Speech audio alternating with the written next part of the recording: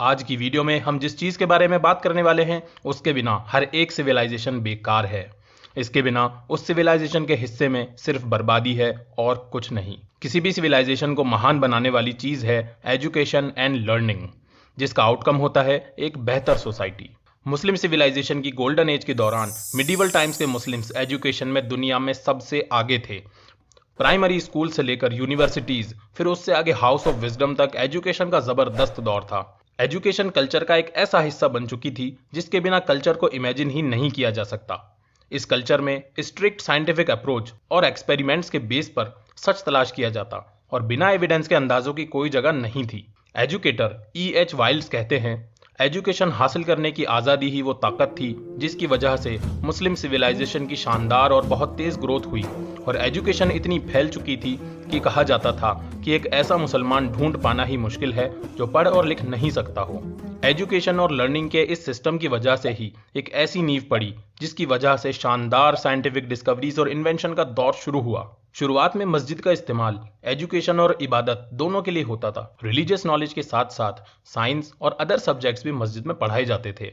Religion और science एक दूसरे के साथ कंफर्टेबली फिट होते थे, जो कि दुनिया के दूसरे हिस्सों में नहीं होता था। यूरोप में तो साइंस पढ़ने वालों को क्रिश्चियंस जादूगर या जादूगरनी कहकर जिंदा ही जला देते थे। प्रॉफेट मोहम्मद सल्लल्लाहु अलैहि वसल्लम ने ही मस्जिदों को लर्निंग की मेन जगह बनाया, खुद सिखाया और सुपरवाइज किया।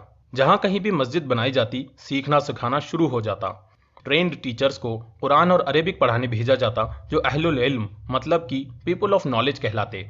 इब्न हौकल कहते हैं कि करीब 300 प्राइमरी टीचर्स उस वक्त मौजूद थे, जो कि शुरुआती नॉलेज लोगों को दिया करते थे। प्रॉफेट मोहम्मद सल्लल्लाहु अलैहि वसल्लम के ज़माने में 9 मस्जिदें मदीना में मौजूद थी। सन 622 में पहले स्कूल के बनने के बाद स्कूलिंग का आइडिया फैलता गया और सन 744 तक सीरिया के दमिश्क में जा पहुंचा। 8th सेंचुरी में स्पेन में स्कूल्स बनने लगे और 9th सेंचुरी तक करीब हर मस्जिद में लड़के और लड़कियों दोनों के लिए एलिमेंट्री स्कूल्स खोले जा चुके थे। 6 से 7 साल की एज के सारे लड़के और लड़कियां स्कूल्स जाना शुरू कर देते। एजुकेशन फ्री होती या फिर इतनी सस्ती कि हर कोई अफोर्ड कर सके। राइटिंग के पहले लेसन्स में अल्लाह के खूबसूरत 99 नामों को लिखवाया जाता, फिर कुरान की सिंपल आयात। धीरे धीरे सेपरेट स्कूल्स बनने लगे। सबसे पहले ये पर्शिया में शुरू हुआ और सन 1066 में बगदाद में सुल्जूकियों ने पहला स्कूल बनाया, जिसमें स्कूल की बिल्डिंग बिल्कुल अलग थी। लर्निंग और लेवल के हिसाब से अलग अलग कैटेगरी में स्कूल्स को बांटा गया। पहले रेगुलर स्कूल, जिसमें जनरल सब्जेक्ट्स पढ़ाए जाते, जो आज के प्राइमरी स्कूल जैसे होते थे। सबसे कॉमन स्कूल्स यही थे और हर गांव कस्बे में मौजूद थे। उसके बाद दारुल कुर्रा मतलब कि house of readers high school होता था। उसके बाद दारुल हदीस मतलब कि द हाउस ऑफ हदीस, यहाँ से यूनिवर्सिटी डिग्री के इक्विवेलेंट सर्टिफिकेट मिलता था। इसके बाद मेडिकल स्कूल्स। दमिश्क में 1231 में पहला स्कूल खोला गया, जो सिर्फ और सिर्फ मेडिसिन पढ़ाने के लिए ही था। इस स्कूल के खुलने से पहले मेडिसिन की पढ़ाई हॉस्पिटल में डॉक्टर्स के साथ की जाती थी।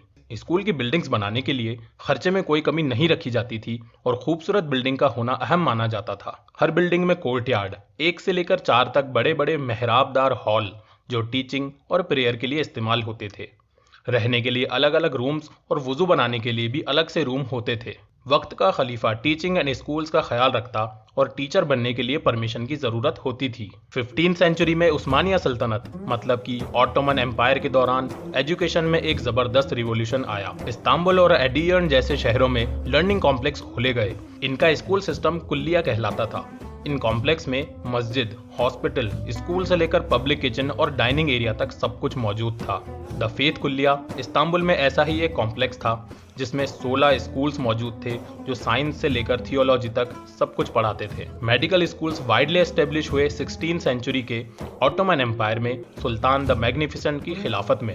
स्कूल्स के लिए पैसा टैक्स से नहीं बल्कि पब्लिक फंड से आता था और लोग खुलकर चैरिटीज किया करते थे।